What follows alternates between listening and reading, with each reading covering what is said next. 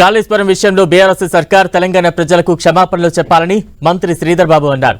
నాణ్యత లేకుండా ప్రాజెక్టును నిర్మించిన బీఆర్ఎస్ తప్పు ఒప్పుకోకుండా మేడిగడ్డకు వెళ్లి రాజకీయం చేస్తున్నారని ఫైర్ అయ్యారు. భూపాలపల్లి, పెద్దపల్లి జిల్లాల రైతుల నుంచి భూములు తీసుకున్న బీఆర్ఎస్ సర్కార్ ఈ జిల్లాలోని ఒక్క ఎకరానికైనా సాగునీరు ఇచ్చారా అని ప్రశ్నించారు. కేంద్ర ప్రభుత్వానికి సంబంధించిన డ్యామ్ సేఫ్టీ అధికారులు చెప్పిండ్రు, నాణ్యతలో లోపం ఉన్నది, డిజైనింగ్లో లోపం ఉన్నది, దాని సంకల్పనలో లోపం ఉంది.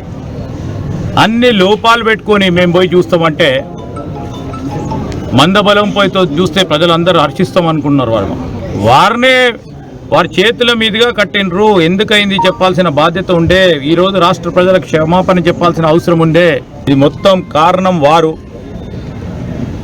వారై ఈరోజు అక్కడ కూర్చొని అరే నిజంగానే జరిగింది మా హయాంలో జరిగిందని టీఆర్ఎస్ పార్టీ ప్రభుత్వం ఒప్పుకొని ప్రజలకు క్షమాపణ చెప్తే బాగుంటుండే.